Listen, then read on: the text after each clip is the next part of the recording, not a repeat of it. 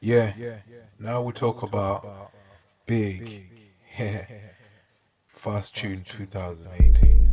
Yeah. Oh, alright. Sure. Alright, big. What's big? What's big? Yo, with a twist. Yo, let's take the internet. Yeah, when you go online and the problems that we have. The internet, the media, mass communication, social networking. It's come to a crossroads now where they're talking about the next big world war that's to come. It's gonna be about cyber crime. We're talking about conventional weapons. That was World War One. Then the nuclear era did start, and that's where the nuclear weapons did turn up. And now the third type of war that we're talking about is gonna be it's gonna be cyber crime. So the internet needs to sort themselves out. So how are they gonna sort themselves out in today's time? So what I suggest is we talk about respect, we talk about internet culture, socializing online. They talk about social networking, but what does it mean by social? What do you mean by social? Well, it's a science, if you like. It's like a statistics-based mathematic type, and it's not really a science. It's just like a pseudo one. We call it social science. We call it social science. Same one. They even lie in the way they spell their own name. So anyway, so we're dealing with social sciences, and then we're dealing with a manufactured product. We're talking about a product here that is with the computer and the online part. We're talking about network operating systems as well as just operating systems, if you like. I'm not an expert on the architecture of computers or the architecture of the source codes that we use online, but I know a little bit, so that's what I'm going on about. Anyway, back to big.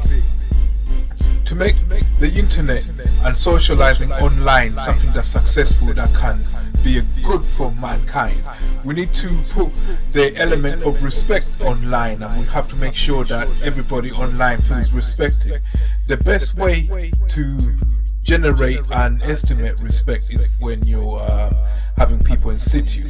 How do people see themselves in this world? Do they see themselves as individuals or part of a people? So when you have governments that choose to have a blend, if you like, and basically mix up the internet types, and they say, well, these sites are allowed, these ones are not, and censor that, and well, they're building their own brand. So internet needs to be allowed to be like that, where each country can feel that, where the internet experience is their own one, something that they dominate and control, and that's how you allow people to feel respect when they are online.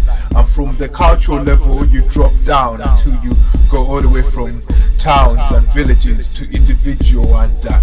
So internet can be fun, but we need to not lose hope and be in despair with our hands held in our heads, and we can't really do that. So we can't panic like that. Obviously, like with everything in life, there's nothing that's gonna be without a blemish of some kind. So internet was no exception. There's nothing that will ever be made by man that can. Anything that involves a server in this world has been hacked into at some time, I think. I mean, if you look back in the past, there's never been anything that's developed by man that hasn't been, well, compromised. So my point is that the internet shows you that the human being is life, is, you know, it's a life form that is different from most, and you know, it's still a monkey of some kind. I mean, like, you know, even if you take the human being out of reality, it's still gonna be a human being in cyberspace. So the best way, the most information that's been collected through the history of mankind has come from cultures that we have in this world. Culture is the only thing that is continuous, and you can even check it if you like. Look at the map. You can look at the globe of Earth and then see, start from one end. Let's say you start from the far east, and you can go all around the world and see cultures changing from east. You can see how they're developing. It's a continuous line. And can even go up to down and see how people go from Europe all the way to the Middle East and Africa back down. So Africa is up. Africa is where it started from, and that's where the origin of time is. And when you have a man like Adam and Eve, and you say the first man to consider himself being in time would have been an African man on some mountain in East Africa where mankind did began. So forget my English, the grammar don't make sense, but this is a freestyle. It's an artistic rhyme, as well as just ideas just coming out of my mouth. I'm just basically gonna try and put it together like I play Sudoku and that. So when it comes together, there's something that comes out. There'll be a picture that's evident for all of you to find. So let me go back to the picture that I'm developing with this rhyme. It's about being big, and how to feel big, and how to know you're big. So once you sort out the respects that we have for people, you have to respect people and demand it the same way. Now the way I know I'm big, yeah, it's the same way that how we know in history how people used to measure big. You're judged by the size of your enemies. So if you're big, the size of your enemies will be big, and everybody will see that. So I say I'm big when I say, well, if things fuck up and I see man with acronym in him, with fuckery in him, yeah, I can say, well, basically I'm big enough to warrant that kind of attention from him. Yeah. So if I warrant that kind of attention from them and them, then obviously we can start to see, well, that's some kind of big man. You can all feel like that, and remember, there's one place that the Almighty gave all of us, and that's our minds. In there, we're higher than all of that. So yeah, we all were given a kingdom, and you must look after that, and never be lower than man in that. So in your mind, that's where you can always feel like you running town, and you can create the town. You can imagine that if you like. I don't waste my time imagining town and them thing there. I'm dealing with life. I'm dealing with the most important questions that we have around now. So we're dealing with consciousness and how it relates to the rest of life and reality and existence in the universe. So those are the questions that puzzle my mind, and I'd realize that I'm a human being, animal if you like, but to get to answers that are satisfactory at this level, when you're asking questions that deal with your creator and what your role is this side of life and the other one when you die, then you need to be something else. You have to detach yourself from your emotional self, because they look at you not just as a child, if you like, they look at you as a tribal man, and not even just that, sometimes they look at you like as what you are, scientifically defined. They classify as a homo sapien, that's a type of simian, and it's a hominoid, if you like. Early hominid look different, but it's still the same type, the same genus, if you like. I don't even know species, class, I don't know that. So basically, they'll start to attack you as an animal, as how would you try and trap an animal if he had gone wild? But they expect you to react like an animal, so you have to detach yourself from your animal kind, not just your human one, if you like. And if you detach yourself from your humanity and your animality, what are you then?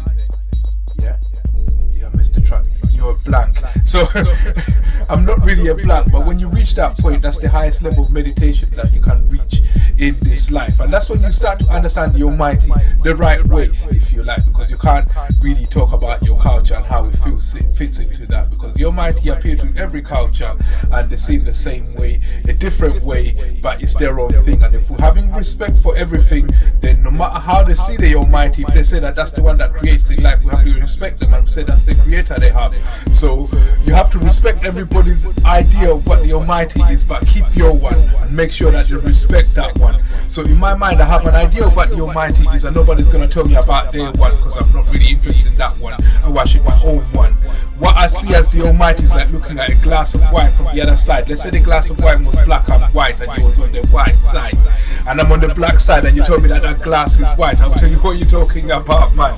From this side, it looks black. So my idea of God is something that I developed in time as I grew up, and I'm no longer a child, I'm a man. So when I say that I know what the Almighty looks like, I'm a man who's gone through the levels where I detach myself from man and animal alike. Yeah? Listen this, yeah. We're all big. We can all undertake that journey in our minds with ourselves. No one else is needed for that. So I just want you to make time, make space for that. Make time and space for worshipping the Most High. Make time and space for trying to ask yourself why. Try to ask yourself who created this world, and then try and have that conversation with yourself, a one-to-one. The second party one, and then you talk about yourself, talk to yourself as the third party to yourself, and then you can start to see something emerging from that. The Almighty emerges from conversations you have with yourself. That's the personal one. The Almighty, that's personal in your heart. You must always have that connection with the Almighty. It starts from one. It starts from your mind. It starts from you. That's what it's about. And what you deduce is your own version of that, and that's your own personal definition. And definition, I say definition 3 times because that's what it is, man.